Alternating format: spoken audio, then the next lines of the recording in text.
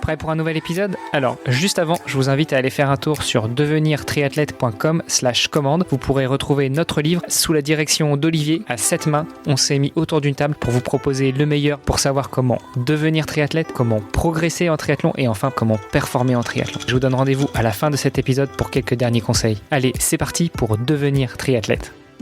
Salut les sportifs, c'est Armano.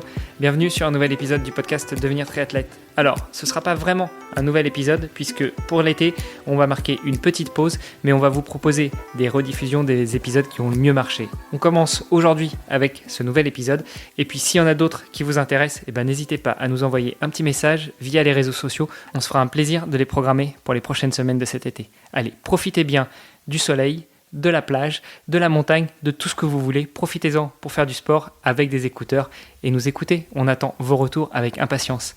Allez, c'est parti pour un nouvel épisode. Salut les sportifs. Salut les sportifs, c'est Armano et vous êtes dans le premier épisode de la semaine du podcast Devenir triathlète par Ohana. Justement, en parlant d'Ohana, pour co-animer cet épisode, à mes côtés, j'ai Olivier Descuteur, le fondateur de la marque Ohana. Salut Olivier. Salut Armano. Tout comme toi, je le sais parce qu'on en a parlé en off, je suis tout excité d'avoir notre invité de la semaine. Je crois que je vais pas l'appeler par son prénom parce que ça ne se fait pas, mais plutôt par son nom. Monsieur Van Lier, vainqueur de l'Ironman d'Hawaï. Salut Fred. Salut tout le monde. C'est vraiment un honneur de te recevoir dans notre podcast. Déjà, c'est un honneur de recevoir tous les gens qu'on a, avec qui on a la chance d'échanger, mais en plus avec un grand champion comme toi. Vraiment, personnellement, moi, je suis extrêmement honoré et tout ému. Tu vois, j'ai un petit peu du mal à m'exprimer. Okay. Pour commencer notre série hebdomadaire, on a l'habitude de donner la parole à nos invités pour qu'ils se présentent en quelques mots. Alors même si, à mon sens, on n'a plus besoin de te présenter, je te transfère quand même le micro. Je te laisse nous dire qui tu es, quel âge tu as, ce que tu fais dans la vie. Et puis après, on abordera aussi tout ton palmarès. Oui, ok. Donc, je m'appelle Frédéric Van Lier. Pour l'instant, j'ai 42 ans. L'année passée, c'était ma dernière année comme triathlète professionnel et en fait, j'ai une carrière de, je pense, 17 ans de professionnel en triathlon avec les victoires les plus importantes dans ma carrière, c'est bien sûr à Hawaï, mais aussi mes 5 victoires à Nice et des autres Ironman que j'ai pu gagner. Donc, je suis assez fier de tout ça. Et après, au niveau familial aussi, je suis très content d'être marié avec Sophie. On a 2 enfants ensemble, Simon et Aaron. Pour l'instant, c'est après ma carrière, je suis en pleine formation dans l'armée pour devenir en fait professeur de sport dans l'armée. Donc, en bref, c'est un peu ça ma situation pour l'instant. Tu parles de professionnel du sport dans l'armée. Il y a un cousin de mon épouse qui est justement entraîneur sportif dans l'armée, mais niveau armée de terre en France. Donc j'imagine très bien que quand on est un grand sportif comme toi, ça va être un plaisir d'œuvrer dans cette section-là. Oui, je m'amuse, mais je dois aussi avouer que c'est pas donné en fait, parce que c'est pas parce que tu es bon en triathlon que tu es capable de faire toutes les sortes de sports, tous les challenges qu'ils te donnent dans l'armée. Donc, pour moi aussi, c'est pas facile. Alors, peut-être, justement, si tu as 5 minutes pour qu'on parle de ça, qu'est-ce qu'on demande à un militaire dans la section sport de l'armée? Ça veut dire quoi? Alors, on imagine bien que, et d'ailleurs, on va revenir là-dessus, mais ces dernières années, tu étais militaire, donc tu représentais ton pays via un contrat avec l'armée, mais en dehors de ça, maintenant que tu te reconvertis, pour ainsi dire, tu te spécialises dans le domaine du sport dans l'armée, quel est votre rôle? Pour l'instant, en fait, je dois faire comme tous ceux qui veulent devenir prof de sport dans l'armée. C'est en fait une formation d'1 an à Eupen, donc tout près de la frontière allemande. Oui, c'est quelque chose qui est nécessaire pour moi pour après être le responsable de tous les sportifs de haut niveau. Donc, je dois vraiment d'abord devenir PTI et sous-officier avant que je peux être le responsable de tous les sportifs de haut niveau. J'ai cru comprendre que tu avais commencé le triathlon, que tu as découvert le triathlon très jeune, donc une longue carrière en tant que professionnel, mais même avant ça, tu faisais déjà du triathlon. Ça remonte à quand tes débuts et comment est-ce que tu es tombé là-dedans? En fait, moi, j'étais d'origine nageur, donc j'ai nagé beaucoup entre mes 8-9 ans et mes 17 ans. J'ai fait beaucoup de compétitions et entre mes 14 14 et 17 ans, en fait, je nageais 2 fois par jour. J'avais un assez bon niveau. Je nageais 55 sur 100 mètres crawl. Mais bon, je savais aussi que j'allais jamais devenir un des meilleurs dans ce sport de natation. Donc, déjà à l'âge de 14 ans, je regardais dans les triathlètes, les magazines là. Je suivais bien le monde de triathlon. Et bon, dans l'année 96, quand Luc Van Lierde il a gagné Hawaï, j'ai demandé à mes parents d'acheter un vélo, d'avoir un vélo et de commencer aussi au triathlon. Et en fait, c'est vraiment là, dans l'année 97, que j'ai démarré comme triathlète. J'en avais un peu marre de la natation, mais bon, comme triathlète, tu dois aussi nager. Mais c'était un très bon avantage pour moi d'être un bon nageur. Je savais que j'étais pas trop mal en course à pied. C'était seulement le vélo vraiment que j'ai dû apprendre à l'âge de 17 ans. Donc, tu t'es dit c'est un signe en fait, un Van Lierde, un Van Lierde comme ça qui est devant les projecteurs. Tu t'es dit ça y est. Juste pour préciser, on est d'accord qu'il y a aucun lien de parenté entre toi et Luc Van Lierde. Non, il y a aucun lien, mais c'est vrai que ça aussi, ça a aidé pour convaincre tes parents. Commencer le triathlon. C'était une très très belle coïncidence qu'il appelait aussi Van Lierde. Hein. T'avais déjà ça. T'avais déjà la natation et le nom. Il te manquait plus que le reste. Oui, c'est ça, ouais. Tu disais que t'as beaucoup nagé, que t'as appris le vélo à 16 ou 17 ans. Bon, le triathlon, c'est quand même 3 sports. Il y a aussi la course à pied. Est-ce que tu courais déjà? Est-ce que t'avais déjà des faits d'armes sur course à pied? Ou est-ce que t'as aussi appris à courir? Non, en fait, mon père, il était un coureur, donc il faisait des marathons et tout ça. Et j'étais toujours là pour aller aux courses avec lui et courir avec les petits, avec les cadets, les minimes et tout ça. Et à l'âge de 16 ans, je crois, avec les crosses scolaires, j'ai une fois fait deuxième sur les championnats de Belgique en cross. Donc, j'avais un assez bon niveau aussi en course à pied, mais surtout en cross. Du coup, c'est finalement un peu comme ça que tu commences ta carrière de triathlète à 17 ans, en ayant un excellent niveau en natation, en sachant déjà bien courir et en ayant un bon niveau en course à pied. Il te restait plus que le vélo. Est-ce qu'on peut revenir justement sur tes débuts? Comment est-ce que tu as commencé? Quelles sont tes premières compétitions? Est-ce que tu en as des souvenirs? Et puis, qu'est-ce que tu ressentais le jour où tu as fait tes premières transitions et tu as passé ta première ligne d'arrivée?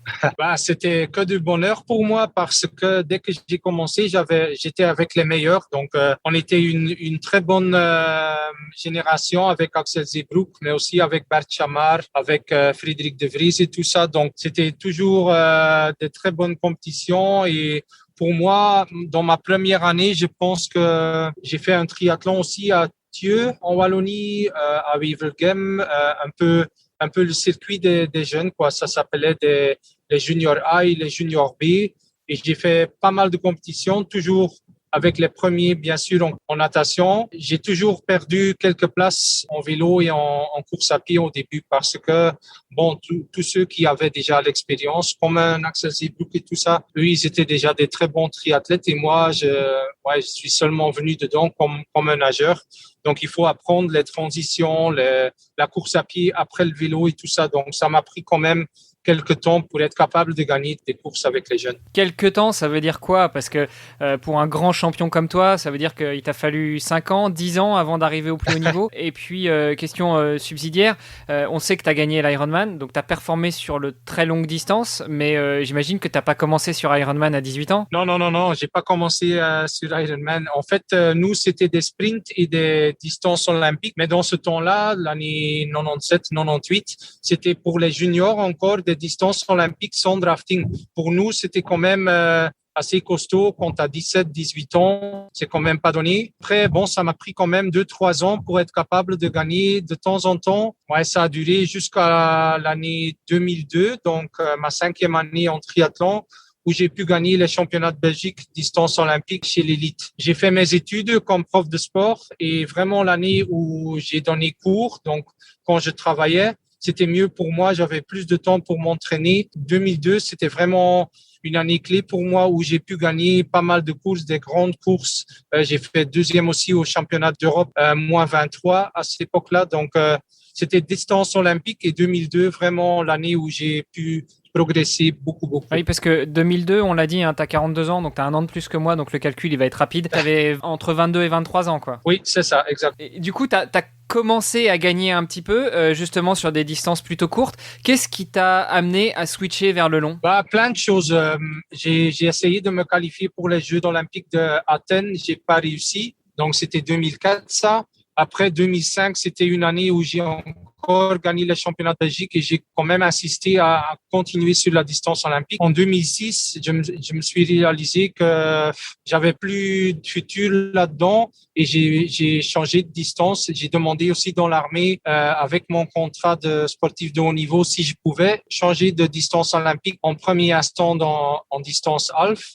J'ai eu la permission. Ma première année vraiment en half, 2007, j'ai gagné les championnats d'Europe en semi-distance à Brascat, en Belgique. Donc, pour moi, c'était vraiment le signal que j'étais beaucoup mieux sur les distances plus longues que les distances olympiques ou sprint. Donc, c'est là vraiment où je me suis réalisé que, bon, j'étais mieux quand c'était plus long. Et tout le monde m'avait déjà dit, bon, t'es vraiment quelqu'un pour la distance Ironman ou la distance 70.3.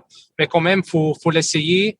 Il faut attendre quand même un peu, à mon avis, quand tu as 27, 28 ans, tu es plutôt prêt pour attaquer les longues distances sur le plus haut niveau. Alors attends, parce que tu as été super vite là. Tu es passé de 2002, t'es prof de sport et puis tu gagnes les championnats de Belgique en courte distance à 73 où tu es dans l'armée.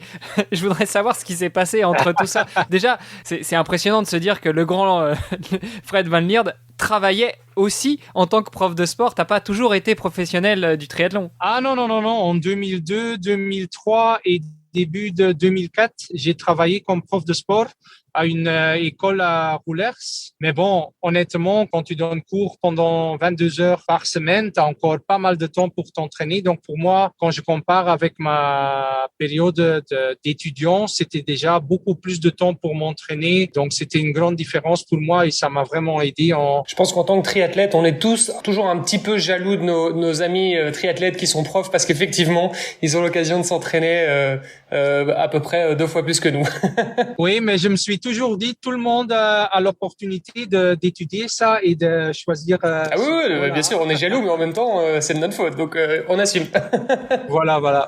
Donc tu dis prof jusque 2005. À quel moment tu décides d'intégrer l'armée? En fait, avant que je suis intégré dans l'armée, j'ai eu 2 ans un contrat avec Blozo comme ADEPS chez vous. Alors, tu peux nous expliquer justement les termes OZO, ADEPS? Blozo, en fait, c'est comme ADEPS où tu as l'opportunité de recevoir un contrat comme sportif de haut niveau, d'être professionnel dans ton sport. Donc moi, j'ai fait 2e au championnat d'Europe, moins 23, et c'est ça qui m'a donné la chance ou l'opportunité de commencer en mars 2003 à Blozo pour 2 ans. Et après, c'est seulement en fin 2004 que je suis rentré dans Juste pour préciser, ce sont des organismes en fait qui vont encadrer le sport de manière communautaire, donc que ce soit en Flandre et en Wallonie. C'est les 2 contreparties. Oui. En fait. Pour nos auditeurs qui seraient pas belges ou qui seraient pas familiers avec notre système, notre organisation. Donc du coup, 2003, donc tu reçois ce soutien. Qu'est-ce qui, je reviens sur la question pour l'armée. Qu'est-ce qui fait que tu as été intégré à l'armée? Est-ce que c'était un choix de ta part? Est-ce que c'est l'armée qui est venue vers toi? Est-ce que c'est le ministère des Sports qui est venu vers toi en disant voilà, nous on aimerait bien que tu représentes le pays et à ce titre on te propose d'intégrer l'armée? Comment s'est fait cette démarche? C'est en fait parce que mon contrat avec Blozo n'a pas été, je pouvais pas continuer pour eux parce que mes performances n'étaient pas assez bonnes. Donc, et avec ma 2e place au championnat moins 23, j'ai aussi pu intégrer dans l'armée. Donc, en fait, le système de sportifs de haut niveau dans l'armée, ça a seulement commencé en 2004. Ils étaient en train de chercher des athlètes et moi, j'ai tenté ma chance pour entrer. Et encore une fois, avec la 2e place, j'ai aussi pu entrer dans l'armée. Donc, en fait, cette performance sur les championnats d'Europe m'a offert beaucoup. Depuis, tu es militaire belge. Oui. Tu as quel grade? Pour l'instant, je suis corporal-chef. En fait, tout le monde qui entre dans l'armée pour avoir le contrat de sportif de haut niveau, il doit commencer comme ça. Donc, tu peux pas commencer comme sous-officier ou officier. Non, ça n'existe pas. Tu dois commencer en bas, on va dire. De là, tu dois faire ta formation pendant 2 mois, comme chaque militaire doit le faire. Et après, tu peux faire ton sport, t'entraîner quand tu veux.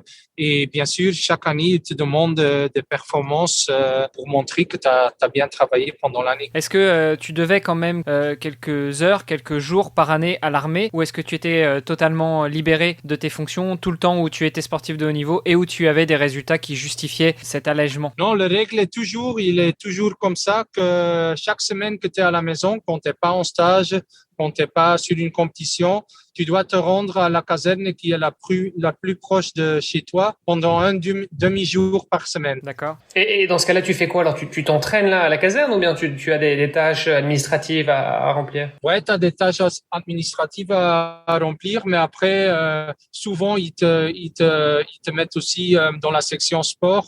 Donc, tu aides un peu le prof de sport dans l'armée où tu fais tes papiers, tes documents et tout ça. Donc, en fait, c'est pas mal comme système, je trouve. Merci pour toute cette présentation. Donc, on est revenu avec toi hier sur ton passé, quel âge tu as, quand est-ce que tu as découvert le triathlon, comment est-ce que tu as commencé à performer, et puis très rapidement sur tes débuts en longue distance. Tu nous as dit que tu avais commencé par le Half Ironman, le 70.3, le 70.3. À quel moment, justement, après ta victoire au championnat d'Europe en Half Ironman, tu te décides déjà à devenir pro et ensuite à devenir pro dans le circuit Ironman, donc sur du très longue distance? Oui, en fait, comme j'ai dit, j'ai pris mes premiers pas dans la longue distance sur la distance 70.3. Honnêtement, j'avais un peu peur de la distance Ironman, donc je me suis dit 2007, c'était une année de transition pour seulement en 2008 essayer ou tenter mon premier full distance. Donc en fait, 2007, j'ai fait pas mal de 70.3 et j'ai bien aimé, pour après commencer en Ironman. Donc Ironman en 2008. Quelle était ta stratégie déjà? Est-ce que tu étais accompagné dans tes entraînements ou est-ce que tu faisais tout seul? J'ai toujours eu de très bons entraîneurs. Donc j'en ai eu 4 dans ma carrière. Le premier, c'était Didier Volkart. Après, c'était Philippe Stilland. L'époque où j'ai commencé en 70.3, c'était Peter Temmermans. Et c'était seulement en 2011 que j'ai commencé avec Luc Van Lierde pour la fin de ma carrière. Les deux Van Lierde réunis. Justement, sur ton début de carrière sur la distance Ironman, sur le full distance, comment est-ce que tu orientais ça? Comment tu choisissais tes courses? Est-ce que c'était la recherche des courses les plus faciles pour te qualifier à Hawaï? Est-ce que au contraire, tout ce que tu voulais, c'était gagner en expérience, donc tu en faisais le maximum? Quelle était la stratégie que tu avais mise en place? Première année, en 2008, j'avais choisi comme premier Ironman Nouvelle-Zélande parce que c'était mois de mars. En vue d'Hawaï, j'avais dit, bon, si je dois faire vraiment, ou si je veux me qualifier pour Hawaï, je veux qu'il y ait plein de temps entre les deux pour m'entraîner, pour ne pas avoir 2 Ironman en 2 mois, par exemple. Donc, je me suis dit, je vais essayer un des premiers de l'année et on verra. Et pour moi, 2008, en Nouvelle-Zélande, je termine tout de suite deuxième. Donc, je me suis qualifié pour Hawaï tout de suite. Et là, c'était une bonne nouvelle pour moi que la distance Ironman, c'était vraiment quelque chose pour moi. Et puis potentiellement, si tu n'étais pas qualifié en mars, tu avais encore quelques mois devant toi pour retenter le coup, évidemment. Oui, tout à fait. Mais bon, je me suis dit le plus tôt possible et on verra. Et alors justement, une fois que tu te qualifies pour Hawaï, pour tes premiers championnats du monde, qu'est-ce qui se passe? Comment tu orientes tes entraînements? Comment tu abordes ta participation à Hawaï, justement? Pour moi, c'était vraiment tout nouveau. Donc, j'avais à ce temps-là Peter Temmermans comme entraîneur qui avait déjà pas mal d'expérience avec Rutger Beke. Pour la suite de ma carrière, ça a toujours été la même chose d'aborder l'année. C'est qu'il faut quand même garder un peu de fraîcheur pour la fin d'année. Tout le monde sait qu'à Hawaï, c'est mois d'octobre. Pas tout le monde qui arrive avec la même fraîcheur. Il faut vraiment bien planifier ton année. Aussi laisser un peu de temps pour récupérer pendant l'année, même si c'est pas facile. Mais si tu es vraiment dans la meilleure forme possible à la fin de l'année, c'est pas facile. Et c'est toujours quelque chose que j'ai quand même essayé pour avoir un peu de fraîcheur à la fin de l'année et chercher ma meilleure forme le mois d'octobre. Comment on fait justement pour organiser tout ça? Parce que surtout que c'est ta première expérience, donc t'as pas encore de recul là-dessus. Donc comment est-ce qu'on s'organise en collaboration avec ton coach pour pouvoir t'entraîner au mieux, donner le maximum et en même temps récupérer comme il faut pour être prêt le jour J à Hawaï? Là, j'ai eu de la chance parce que lui, il avait déjà l'expérience avec des autres athlètes. Et en fait, c'est la planification de chaque athlète. Tu dis, bon, cette période-là, je vais m'entraîner très, très dur. Cette période-là, je vais aller en stage en altitude. Des autres périodes, par exemple, le mois de juillet, je me rappelle, il n'y avait pas de compétition et un peu de repos aussi. Donc, c'est vraiment planifier ton année en vue d'une compétition ou une pic de forme dans le mois d'octobre, c'est ça. Hein. Donc à partir de ce moment-là, en fait, tous les ans, ton année se programmait plus ou moins de la même manière, avec comme objectif ultime Hawaï. Exactement, c'est ça, ouais. Alors justement, cette première participation à Hawaï, explique-nous, qu'est-ce qui se passe, avec quel état d'esprit t'arrives ? T'arrives avec la rage au ventre, envie de tout déchirer et d'écraser tout le monde ? Pas ça, mais quand même avec un peu trop de confiance parce que j'avais terminé deuxième, comme j'ai dit, Nouvelle-Zélande, derrière Cameron Brown. Je me suis dit, bon, je suis quand même quelqu'un qui doit être capable de faire, un top 20. J'avais ça dans ma tête. Mais bon, ça n'a pas marché ce jour-là parce que j'ai bien nagé la première fois, mais en vélo, j'avais déjà perdu pas mal de temps. Et en course à pied, j'ai pas terminé. J'ai abandonné après 16 kilomètres en course à pied, vraiment vide. Donc, plus rien. Comment est-ce qu'on sort de là, après sa première participation au championnat du monde d'Hawaï ? T'es arrivé, comme tu le dis, peut-être un petit peu trop confiant. Qu'est-ce qui se passe ? Comment on aborde le regard des autres et puis peut-être de ta hiérarchie à l'armée qui attendait peut-être beaucoup de toi, justement ? Oui, dans l'armée, ils n'avaient pas mis trop de pression parce que chaque année, je dois faire un top 3 dans un Ironman ou top 6 à Hawaï. Donc, j'avais le choix pendant l'année et avec ma deuxième place, c'était déjà rempli. Mais après, tu sais que une fois que tu as été à Hawaï, tu as vécu la course, tu as fait la course, tu sais aussi que ce sera un travail de quelques années. Tu peux pas dire je l'ai fait une fois, l'année prochaine, je reviens pour faire un top 10 ou un top 5. Non, dans mon cas, ça n'a pas marché comme ça. Donc, j'étais tout de suite convaincu du fait que je devais encore travailler beaucoup et ça allait prendre des années. Quand on te connaît et puis quand on regarde ta fiche, on voit que il s'est passé quelques années avant que tu retournes à Hawaï et que tu fasses un podium. Entre-temps, tu as gagné plusieurs fois l'Ironman France à Nice. Est-ce que ça faisait partie de tes objectifs, justement, l'Ironman en France ? Comment est-ce que tu as justement défini tes futures courses pour te ramener jusqu'à Hawaï et jusqu'au podium des années suivantes ? Oui, c'est aussi un peu chercher. Je pense comme chaque triathlète, les parcours qui te conviennent et ceux qui te conviennent pas. Donc, 2010, c'était la première fois que j'ai participé à l'Ironman de France à Nice et je termine deuxième.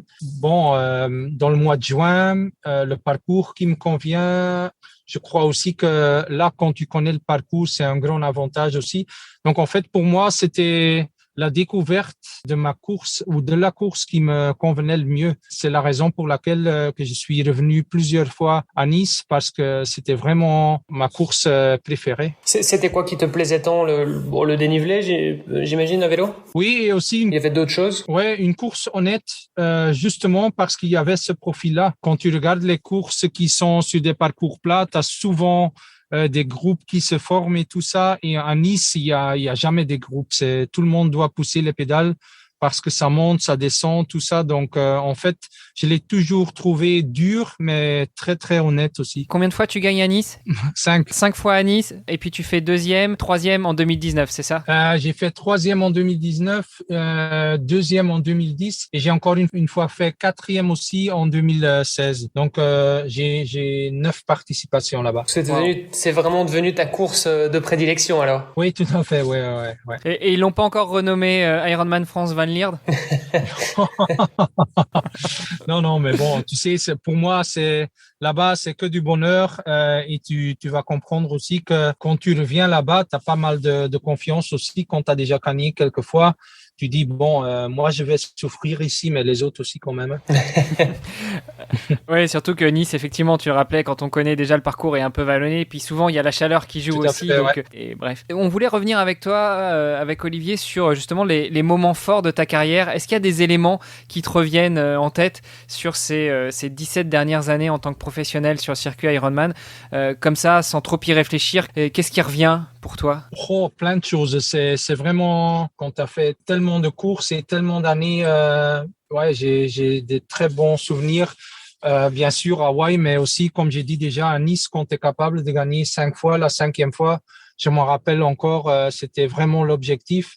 Mais tout le monde pense toujours que quand tu as gagné 4 fois, dans mon cas, c'est facile de gagner la 5e, mais c'est pas facile du tout. Hein. Ça devient de plus en plus dur et tout le monde attend toi, mais faut quand même faire de la performance le jour J. Donc vraiment, quand tu réussis de le faire la 5e fois, ça me donne des frissons encore. Hein. Ouais. Waouh. Ouais, je te rassure, ça nous donne des frissons aussi, hein, d'imaginer ça et puis de t'avoir à l'autre bout du micro. Super. Olivier, est-ce que tu avais quelques questions pour Fred, pour en finir un petit peu sur la partie carrière avant d'aborder l'épisode de demain? Oui, alors moi j'aimerais quand même qu'on revienne peut-être sur tout simplement l'année 2013 sur Hawaï, sur Hawaï 2013. Olivier en a parlé hier. Il faut qu'on revienne avec toi sur la suite de ta carrière et notamment cette année 2013. Comment est-ce que tu te qualifies pour Hawaï et dans quelles conditions tu arrives? J'imagine avec les dents longues et prêt à tout déchirer. Pour moi, l'année avant, en 2012, j'avais fait 3e et c'est seulement là que j'ai vraiment commencé à croire que je pouvais gagner un an. Donc, pour moi, 2012, ça a vraiment été important pour l'année 2013. Comme j'avais fait 3e, c'était pas trop difficile pour me qualifier. Je devais juste finir, mais j'avais quand même gagné à Nice en 2013 en juin. Donc là, c'était ma qualification pour l'Ironman d'Hawaï en 2013. Et bon, quand je suis arrivé à Hawaï, j'étais pas trop avec ou dans les favoris parce que l'année avant, il y avait Pete Jacobs qui avait gagné. Il y avait Rylert qui fait 2e, mais il y avait aussi Greg Alexander qui participait encore une fois.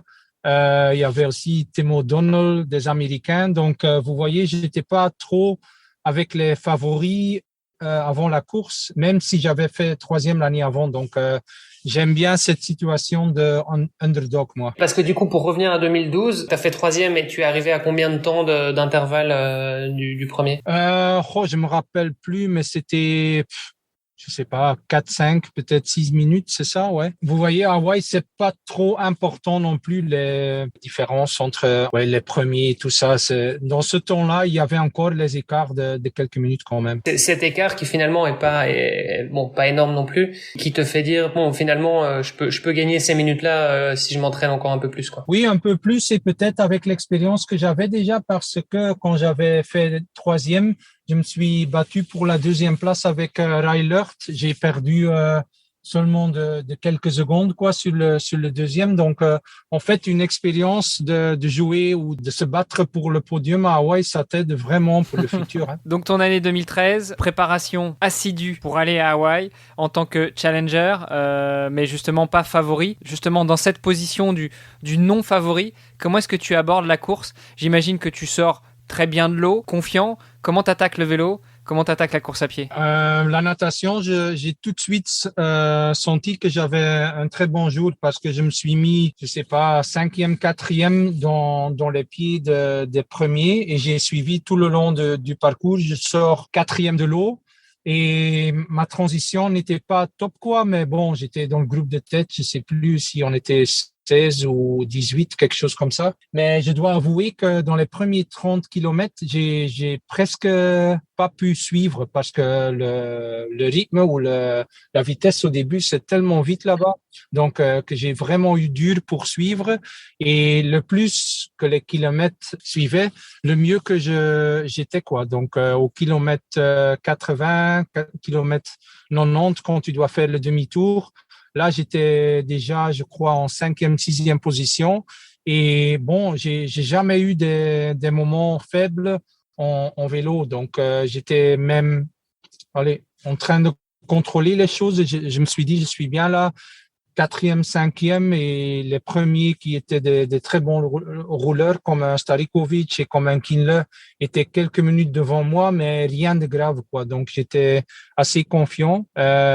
Tu veux dire que en fait, le grand Frédéric Van Lierde est un diesel. Il te fallait un petit peu de temps pour te mettre en route sur le vélo, c'est ça? Fallait chauffer le moteur.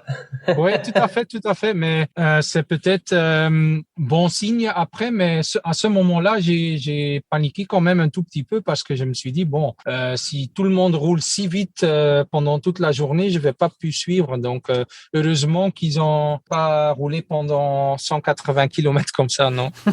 Ok, donc le rythme a quand même baissé un petit peu. Oui, ou moi j'ai eu besoin de temps pour trouver mon rythme. Je vais pas dire que ils ont pas rouler fort, mais c'est tellement agressif au début, tout le monde veut sa place et tu vois, donc ça change un peu du rythme au début quand même. Donc là, tu es sur le vélo.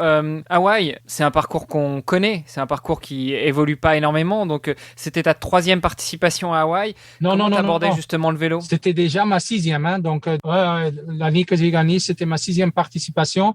Mais je me rappelle encore, bon, le parcours, il est toujours le même, mais c'est vraiment le vent qui joue là-bas. Et je me rappelle encore quand on est revenu de Hawaï, qu'il y avait quand même beaucoup de vent et même les 40 ou les 30 derniers kilomètres quand tu es à l'aéroport et tout ça, là, il y avait vraiment un vent de face qui était quand même assez fort. Donc là aussi, tu vois que la dernière heure sur le vélo, il y avait déjà des grands écarts entre les triathlètes. Donc là, tu poses le vélo dans le top 5. Comment tu abordes la course à pied? Comment tu commences ta course à pied? Est-ce que tu te dis, il faut que je tape fort tout de suite et bim, j'envoie et puis on verra ce qui reste après? Ou au contraire, tu essayes, comme sur le vélo, de démarrer doucement et de contrôler? Doucement, bien sûr. Doucement pour toi est loin d'être un footing de récup pour moi. Non, mais dans ma tête, je me suis dit doucement au début parce que c'est un marathon. Hein.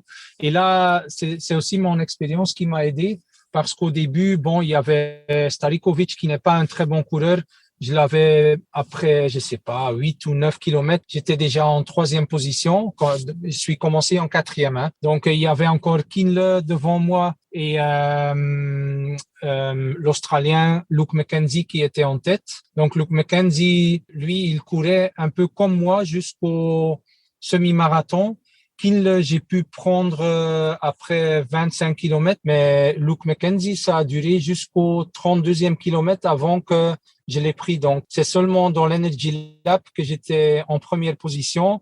Et je me rappelle encore que quand je venais en tête, tu vois la voiture avec l'horloge, où tu vois le temps. Et je me suis dit, Frédéric, faut être patient encore parce que c'est encore 1 heure ou presque 1 heure de course. Donc, j'étais très conscient du fait que c'était pas encore gagné seulement parce que tu es en tête. Donc, il me restait encore 10 kilomètres à faire. Bon, après, j'ai bien géré, bien sûr, mais c'est comme tu disais, moi je l'ai commencé le marathon ou je l'ai couru le marathon vraiment comme un diesel aussi avec ma tête bien avec les choses. En termes d'allure, du coup, ça veut dire que tu as commencé à accélérer à un moment particulier dans la course, ou bien c'était vraiment en fonction de tes concurrents que tu voyais peut-être directement devant toi, que tu avais en visuel? Oui, je pense que eux ils ont faibli plus que moi parce que j'ai couru mon marathon 2,51, c'est pas un temps vraiment vite. Non.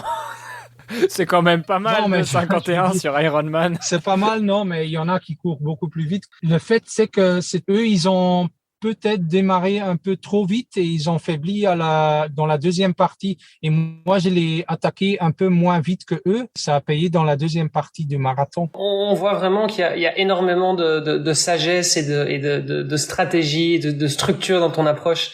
Là où il y en a beaucoup qui vont peut-être un petit peu plus avec les tripes entre guillemets. On voit que toi dans ta préparation en général c'est très structuré. C'est quelque chose que toi tu as toujours appliqué dans ta carrière parce que ça fait partie véritablement de ta personnalité, ou est-ce que c'est quelque chose qui t'était à chaque fois conseillé parce que tu étais tout simplement bien entouré? Je pense que c'est un peu les choses ensemble. Hein. C'est comme je suis, j'aime bien planifier, tout ça est structuré, mais j'ai aussi eu la chance d'avoir des gens autour de moi qui ont fait pareil. Et après, je trouve aussi, à mon avis, c'est la seule manière de le faire, de bien planifier les choses. Quand tu gagnes des courses comme ça vient pas tout seul ou ça vient pas par hasard. C'est vraiment, quand tu regardes maintenant, ceux qui gagnent, c'est aussi des gens qui réfléchissent bien, qui s'entraînent bien, structurés, et ça vient pas comme ça, tu vois. Donc, c'est vraiment nécessaire, à mon avis, de travailler comme ça. Ben, c'est comme ça que, pour moi, en tout cas, ça a marché. Et énormément de patience aussi, parce que tu disais, j'ai fait mon point de participation à Hawaï, et je me suis rendu compte qu'en fait, ça allait être un projet de plusieurs années, etc. Donc, c'était vraiment un projet de vie, quoi. Oui, tout à fait. Et après, comme athlète, j'étais toujours quelqu'un aussi. Il faut rêver, bien sûr, mais après, il faut rester réaliste aussi. Et faut pas raconter des blagues non plus. Une fois que tu es là, faut pas mentir à toi-même et te dire, bon, l'année prochaine, je reviens pour gagner. Non, faut être réaliste et avoir un plan et travailler pour. Et quand tu as ça dans la tête et tu abordes tes entraînements, tes stages et tout ça, j'ai toujours eu dans ma tête, oui, je le fais pour ça, je le fais pour ça. Et c'était vraiment ça aussi qui m'a motivé pendant les entraînements durs, d'avoir mon plan, d'avoir ma structure et tout ça. Donc, ça m'a aidé aussi de travailler comme ça. Donc là, on est en 2013, la consécration, tu deviens champion du monde d'Ironman à Hawaï, le Graal de tout triathlète, surtout que tu disais que tu voulais être triathlète depuis gamin.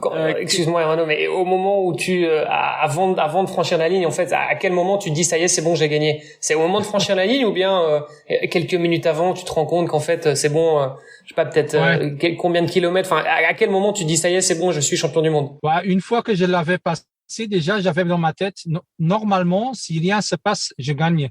Mais c'est seulement quand je suis descendu de Palani, donc ça veut dire à 2 miles, donc 3,5 kilomètres de l'arrivée, que j'étais vraiment sûr parce que j'avais déjà plus de 2 minutes d'avance.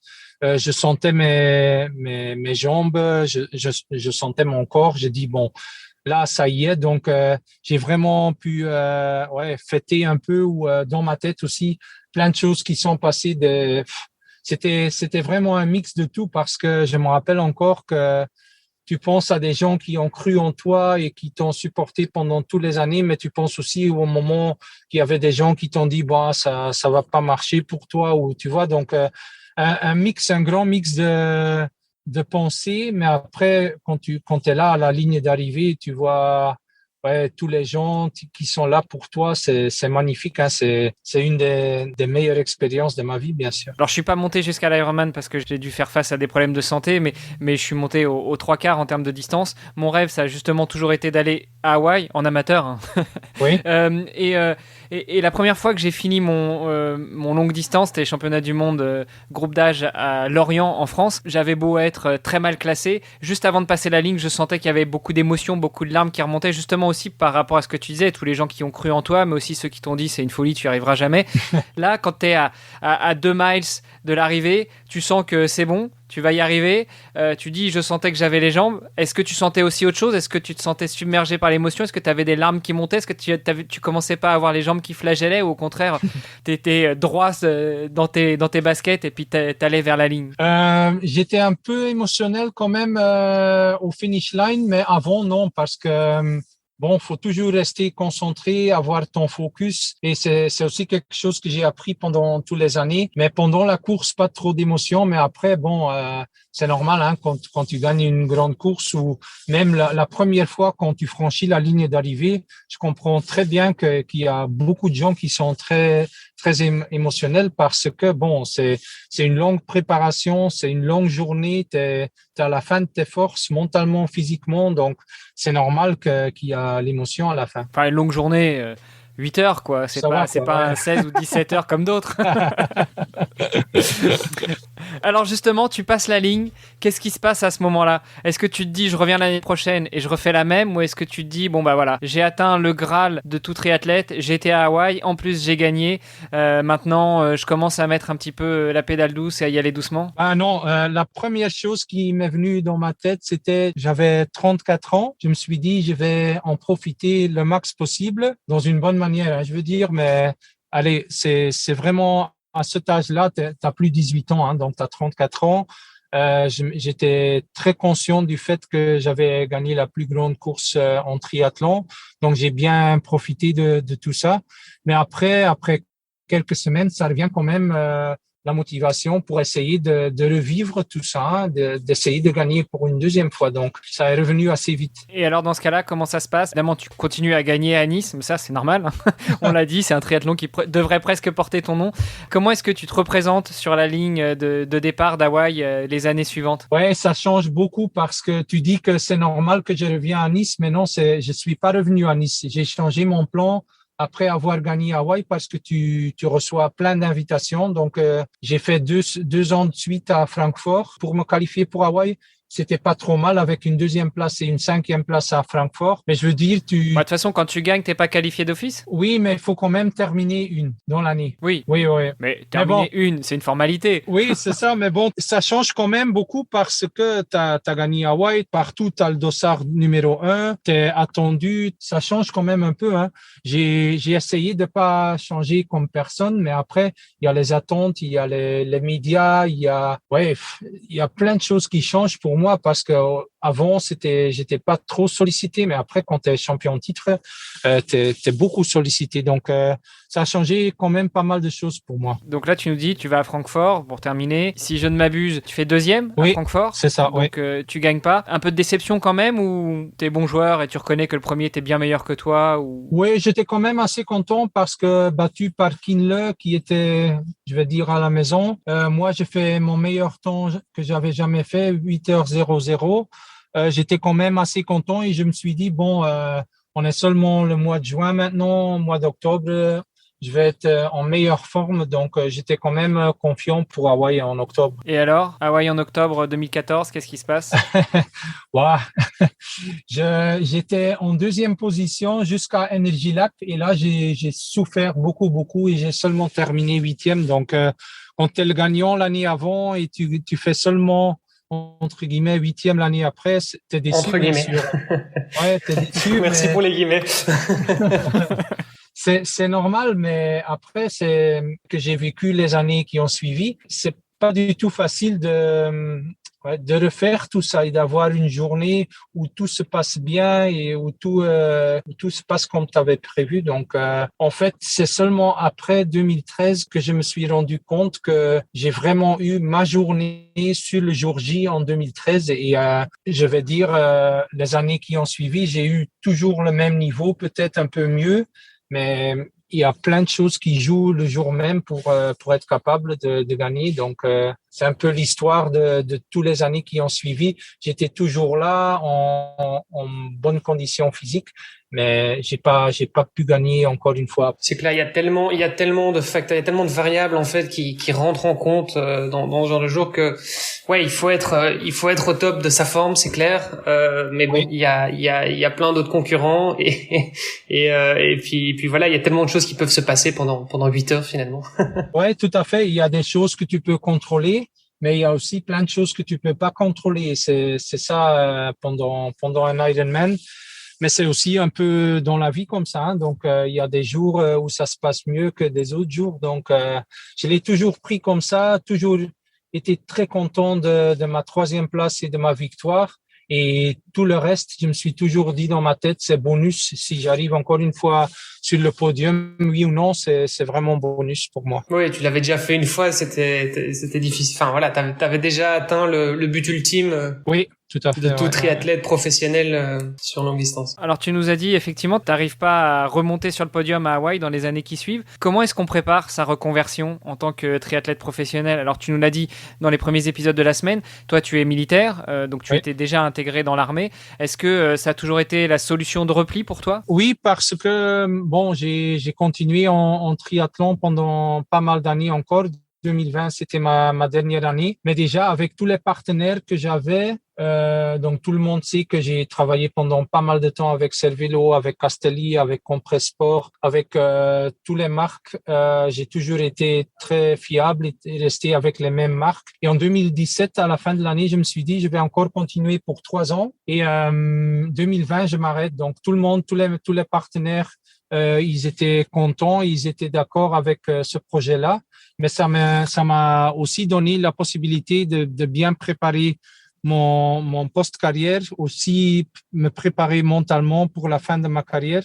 Donc, ensemble avec mon frère Vincent, qui était mon manager, on a présenté ce plan en 2017 à tous les partenaires et c'était vraiment la meilleure chose à faire ce temps-là. Là, tu nous l'as dit, tu te reconvertis, tu intègres l'armée à plein temps. Combien d'années tu penses avoir encore à donner à l'armée et est-ce que tu as déjà des vues sur la reconversion après l'armée? Qu'est-ce que tu as l'intention de faire? Oh non, je vais essayer quand même de rester dans l'armée jusqu'à la retraite.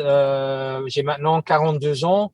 Donc, il me reste quand même encore quelques années, mais il me reste plus 30 années non plus. Donc, je vais essayer de rester dans l'armée. Et à côté, bien sûr, je reste actif dans le triathlon. Je coach quelques gens. Après, je suis aussi dans l'organisation du triathlon de Minen. Donc, je reste dans le monde du triathlon, mais ma profession, c'est quand même dans l'armée. On l'aura bien compris, tu as eu une très belle carrière dans le triathlon. Pour ceux qui n'auraient pas suivi ou qui débarqueraient dans le milieu du triathlon, tu as gagné Hawaï en 2013. Hawaï qui est juste le Graal de tout triathlète. Ce sont les championnats du monde de triathlon longue distance, de distance Ironman. Tu nous as dit hier que après ta victoire, tu as continué à être actif pendant encore 7 années, jusqu'en 2020. Et puis en 2020, tu as décidé de prendre ta retraite du triathlon professionnel. Tu as intégré à temps plein l'armée. Et puis, tu restes actif dans le triathlon. Alors, qu'est-ce que tu fais maintenant, justement, dans le triathlon pour rester actif? Tu continues à t'entraîner ou tu es passé de l'autre côté de la barrière? Non, j'adore trop le triathlon. Donc, je dois avouer que je m'entraîne encore chaque jour, surtout en vélo et en course à pied, aussi pour garder un peu ma forme pour ma formation dans l'armée, mais c'est surtout parce que j'adore le triathlon. Hein, donc, c'est pas parce que j'ai terminé ma carrière comme professionnel que je déteste maintenant le sport. Non, c'est vraiment quelque chose que j'adore. Tu vas encore faire des courses en tant que non professionnel ou bien c'est fini, tu le fais vraiment juste pour le plaisir? Ouais, c'est juste pour le plaisir et j'ai pas trop envie de revenir et faire des triathlons pour l'instant. Hein, c'est ce que je dis maintenant. Je veux vraiment peut-être une fois essayer un marathon sec. C'est quelque chose que j'ai jamais fait. C'est seulement des marathons dans un Ironman. Donc peut-être des autres objectifs ou des autres challenges. Mais bon, avec l'année ou l'année et demie de Covid qui est passé, j'ai pas encore eu trop de possibilités, donc peut-être c'est quelque chose pour 2022. Je note, Olivier, que t'as pas demandé à Fred s'il voulait refaire des triathlons en amateur, hein, parce que forcément pour Fred on parle plus d'amateur, on parle de non professionnel. Attention. Fred, moi j'ai un challenge pour toi si tu veux. Je suis engagé en septembre sur le swimrun des Gorges de la Loire sur la version ultra, mais mon binôme me fait défaut, il est blessé. Donc si ça t'intéresse, si tu veux descendre jusque dans la Loire, ce sera avec plaisir que j'essaierai avec toi. Il faut que je m'entraîne alors, pour l'instant. Oh, non. T'inquiète, pour me suivre, t'as pas besoin de t'entraîner. Bon, on parlera de ça en off. Non, mais plus sérieusement, tu nous as dit que dans le triathlon, tu continuais à être actif. Donc hier, tu nous as dit que tu coachais quelques athlètes, mais aussi que tu étais passé de l'autre côté de la barrière des courses. Tout à fait. Donc l'année passée, en fait, à Minen où j'habite, ils ont organisé un triathlon half pour moi pour fêter en fait la fin de ma carrière. C'était mon tout dernier triathlon aussi. En fait, depuis l'année passée, je suis aussi un des organisateurs. Donc, on est un groupe de quelques passionnés du triathlon, on va dire, qui ont organisé l'année passée pour la première fois vraiment en fonction de moi pour fêter la fin de ma carrière. Mais maintenant, on continue, bien sûr. Et cette année-ci, on organise le 22 août. De suite, on a pris le challenge d'organiser aussi les championnats de Belgique semi-distance. Donc, le 22 août à Minen, c'est les championnats de Belgique semi-distance. Je regardais un petit peu. Le triathlon s'appelle Decospan. C'est votre sponsor principal? Oui, c'est ça. Decospan, c'est en fait une grande entreprise à Minen. Et en fait, ils sont dans les sols en parquet, tout ça. Donc, c'est vraiment une grande entreprise qui nous soutient pendant 5 ans maintenant. Donc, on a un contrat pour 5 ans de suite. Donc, ça veut vraiment dire qu'ils aiment ce qu'on organise et qu'ils sont à 100% derrière nous. On a vu quelques images de l'édition précédente en 2020. Qui était en fait ta toute dernière course en tant que pro, c'est ça? Oui, tout à fait, c'est ça, ouais. Et alors, comment ça s'est passé d'organiser un triathlon en 2020? Parce que entre deux confinements, bon, c'était pas facile. Comment ça s'est passé niveau taux de participants, tout ça? Vous aviez pas eu un peu peur de devoir annuler en dernière minute? Oui, on a eu beaucoup de peur, mais bon, je dois avouer aussi que c'était le 13 septembre, donc on a eu pas mal de chance. C'était vraiment ces quelques semaines où c'était possible d'organiser qu'on avait prévu d'organiser nous. Et après, je me rappelle encore, comme je suis toujours au Club des Sables d'Olonne, c'était une semaine après le 70.3 au Sables d'Olonne. Eux aussi, ils étaient les seuls à organiser l'année passée. Donc, c'était vraiment parce que dans cette semaine-là, c'était possible d'organiser un triathlon. Pour ta retraite de triathlète professionnel, tu as presque fait un Ironman, mais à 2 semaines d'écart. Oui, c'est ça. J'ai fait seulement 2 courses l'année passée et l'une semaine après l'autre, c'est ça. T'as déjà eu de la chance de pouvoir faire 2 courses parce que je pense qu'il y a très peu de triathlètes qui peuvent dire pareil en 2020. Tout à fait, ouais. Bon, rassure-nous, t'as quand même gagné les 2 courses. Non. Au Sables d'Olonne, j'ai fait 9e avec le niveau qui était assez relevé, que j'étais quand même assez content. Et à Minen, bon, j'ai gagné, mais je dois être honnête aussi, normalement, quand la course se déroule comme une vraie course, je termine troisième parce que, en natation, je sors en tête, ou pas en tête, en deuxième position avec Peter Emmerich. On fait toute la course ensemble en tête. Lui, en course à pied, il reste avec moi parce qu'il dit, si je reste avec toi en tête, tu peux gagner. Mais après, il y avait aussi Bart Arnouts qui était là. Donc, lui, il était troisième. Il me rejoint, donc, après 17 kilomètres. Et eux, tous les deux, Peter Emmerich et Bart Arnouts, ils ont décidé, on va laisser gagner Fred parce que c'est vraiment la dernière course de sa carrière. Donc, et j'ai vraiment apprécié ce geste-là parce que moi, j'ai franchi la ligne d'arrivée en premier et on voit sur les photos Bart Arnouts et Peter Emmerich juste derrière moi en forme d'hommage à moi qui ont fait tout ça. Donc, c'était vraiment la fin idéale, on va dire, pour moi. Très beau geste. Wow. Ouais, c'est magnifique. Ouais, tout à fait.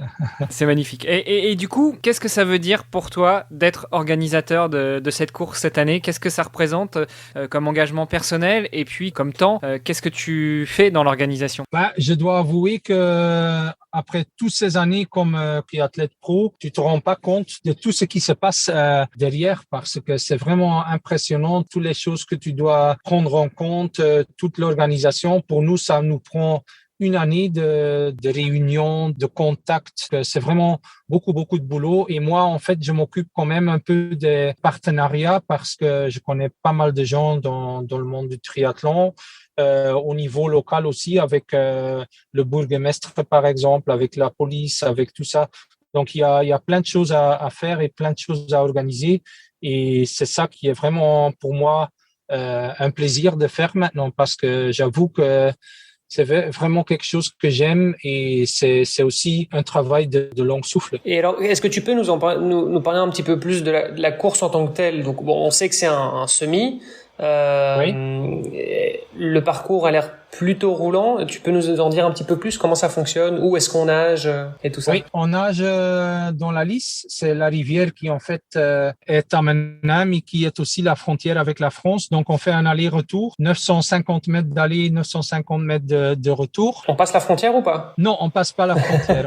on reste en Belgique. En fait, après, on a 3 boucles de 30 kilomètres qui sont en fait sur le parcours de Gont-Wevelgem. Je sais pas si tout le monde connaît le parcours de Gont-Wevelgem, mais à la fin, tu as les grandes routes qui sont quand même un peu vallonnées.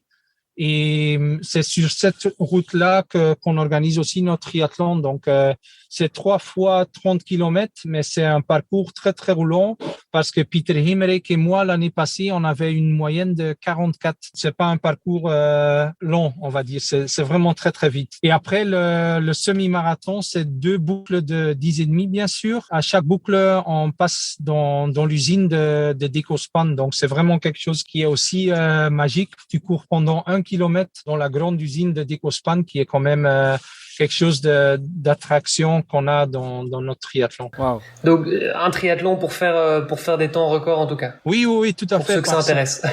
Oui, c'est 3h40 pour nous, donc même pour les pros, c'est déjà assez vite. Hein. Et alors justement, s'il y en a qui veulent venir se tenter sur cette épreuve, où est-ce qu'on retrouve des informations?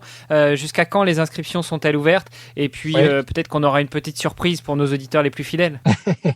Oui, donc il y a toutes les infos sur decospantriathlonminen.be, donc www.decospantriathlon.be. Attention, triathlon en flamand, c'est sans H. Et là, tout le monde trouve toutes les infos. On est aussi sur les réseaux sociaux, sur Facebook, sur Instagram, sur Twitter, avec notre compte. Je crois que tout le monde a l'opportunité de s'inscrire jusqu'au 1er août.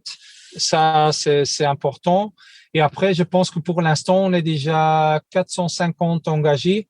Donc, faut pas attendre trop long non plus pour s'inscrire. Si vous êtes intéressé, bien sûr. Il y a combien de participants au total? On ne sait pas encore, mais c'est clair que... Il y a un moment, il faudra limiter. Oui, à un moment donné, faudra limiter, mais on verra. Donc, pour l'instant, il n'y a pas encore de limite, mais c'est clair qu'on peut pas avoir 2000 participants non plus. Pas cette année, mais les années suivantes, on espère que ça va devenir la Mecque du triathlon en Belgique. On essaye quand même parce que cette année-ci, on n'a pas trop de chance avec les professionnels, avec la situation Covid, mais on essaye quand même de devenir un triathlon international. On a mis déjà tout en place pour devenir et pour grandir et je pense que l'année passée, pour une première, c'était déjà pas trop mal. Cette année-ci, on va faire mieux, j'en suis sûr et certain. Et peut-être dans le futur, qu'on va vraiment devenir un grand triathlon. C'est tout ce qu'on te souhaite. Ouais, c'est le pire qu'on vous souhaite. Je sais pas si tu peux en parler, mais justement, pour devenir un grand triathlon en termes de budget, est-ce que tu peux nous donner une fourchette? Qu'est-ce que ça représente? Parce que c'est des choses que les athlètes réalisent pas forcément. Tu l'as dit, qu'on soit amateur ou qu'on soit pro, on se rend pas compte de tout ce qui est fait derrière par l'organisation. Mais le budget, ça représente quoi d'organiser une course? Pas facile d'organiser et d'avoir un grand budget. Donc, il faut commencer petit. Mais je sais, par exemple, quand tu veux vraiment faire un 70.3 Ironman ou Challenge, tu as vraiment besoin des milliers d'euros seulement pour être capable d'organiser. Nous, on a un bon budget. Je vais pas dire le nombre exact, oui, mais on a un très bon budget de décospend de tous les autres entreprises qui nous soutiennent, mais il faut quand même un budget qui est quand même assez relevant pour être capable d'organiser. C'est pas facile et tu as besoin de tous les sponsors pour être capable d'organiser. Juste avant qu'on te laisse partir, si jamais il y a des gens qui veulent continuer à te suivre, qui veulent te poser des questions, où est-ce qu'on te retrouve? Sur quels réseaux sociaux? Sur ton site peut-être aussi? Mon site, bien sûr, frederickvanlierde.com ou .be, mais après, sur Instagram, sur Facebook et Twitter, comme tout le monde, je crois, non? S'il y a des questions ou des messages, je suis assez actif sur les réseaux sociaux, donc tout le monde est le bienvenu. Bon, et alors, on avait parlé d'une petite surprise aussi. Du coup, si vous voulez gagner une place pour le triathlon de Menen, rendez-vous sur le groupe Facebook Devenir triathlète. C'est assez simple, vous allez dans la barre de recherche, vous tapez Devenir triathlète et vous aurez toutes les consignes pour participer au concours et gagner une place pour le triathlon de Menen qui aura lieu le 22 août. Le 22. J'hésitais sur la date. Fred, merci beaucoup. Tu nous as fait voyager, tu nous as fait rêver, tu nous as emmenés avec toi à Hawaï. C'était assez incroyable. C'était génial en tout cas de t'avoir sur ce podcast. Beaucoup d'émotions. On continue à te suivre évidemment et puis on se donne rendez-vous le 22 août à Menen alors. C'est ça. Merci beaucoup à vous parce que pour moi aussi c'était vraiment chouette de faire tout ça. Merci. Super. Merci Fred. À très bientôt. À très bientôt. Ciao. Salut. Salut. Merci d'avoir écouté cet épisode jusqu'au bout. N'oubliez pas de rejoindre notre groupe Facebook pour discuter avec les invités, commenter et poser vos questions. Et Olivier et moi, nous vous répondrons dans un prochain épisode. À la semaine prochaine. Salut les sportifs.